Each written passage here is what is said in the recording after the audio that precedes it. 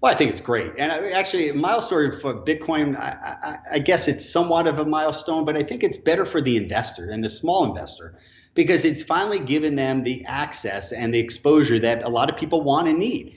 And I think that, and I say this, Fred, and you know how I'm really big in financial education, as I just think people need to educate themselves on what type of product they're investing in and understand that it is the underlining of what Bitcoin truly is. But for an investor to have the ability to get exposure to another asset class, to me is I love it because we try to teach a lot of our students and we talk to our clients and we trade this way is about having non-correlated assets in your portfolio, and Bitcoin or any of these cryptocurrencies can be looked at as a non-correlated asset. So for the smaller investors and retail investors, I think it's a win. The global popularity of Korean thriller Squid Game lured more new customers to Netflix than expected in the recent quarter. And now the world's largest streaming service is predicting more growth through the end of the year.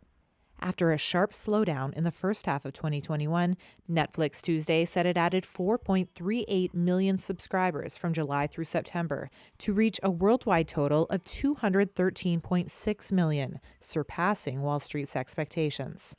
Netflix enjoyed a subscriber boom last year as the health crisis kept audiences at home, but growth stalled in the first half of 2021. At the same time, competitors including Disney Plus and HBO Max bolstered their offerings. But then Squid Game came along on September 17th, and it exploded, quickly becoming Netflix's most watched original series ever in its first month.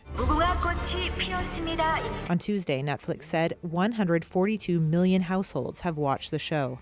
Excitement around Squid Game, where characters compete to the death to erase financial debt, has spurred sales of tracksuits and Vans sneakers, kindled interest in the Korean language, and is helping some small businesses catering to the craze. The show is also expected to boost Netflix's current quarter. Netflix projected it will pick up 8.5 million new customers by year's end, ahead of industry forecasts. Your morning routine may soon get more expensive. P&G said Tuesday it'll raise prices on some of its grooming, oral, and skincare products in the United States. The maker of Gillette razors and Crest toothpaste said it'll hike prices on specific items, but not across the board.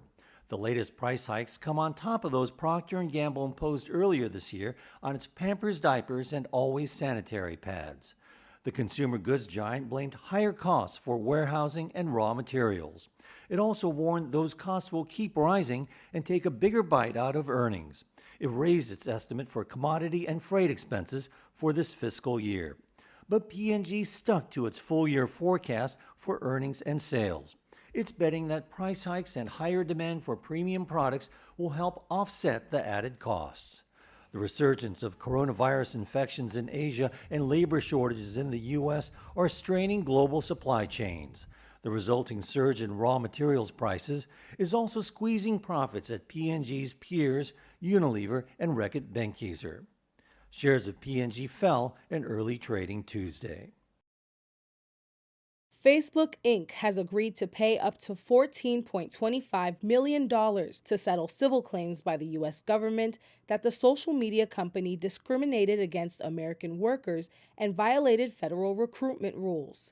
The Justice Department last December filed a lawsuit that Facebook gave hiring preferences to temporary workers, including those who hold H-1B visas that let companies temporarily employ foreign workers in certain specialty occupations. Such visas are widely used by tech companies. The U.S. government said Facebook refused to recruit or hire U.S. workers for jobs that had been reserved for temporary visa holders.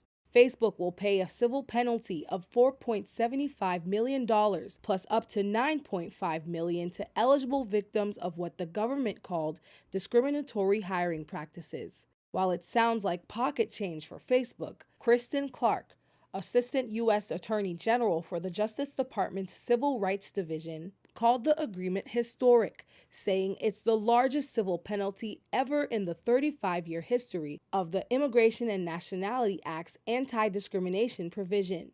The settlements come at a time when Facebook is facing increasing U.S. government scrutiny. Facebook this month faced anger from U.S. lawmakers after former company employee and whistleblower Frances Haugen accused it of pushing for higher profits while being cavalier about user safety, saying the company has knowingly allowed its platforms to harm children's mental health and stoke societal divisions.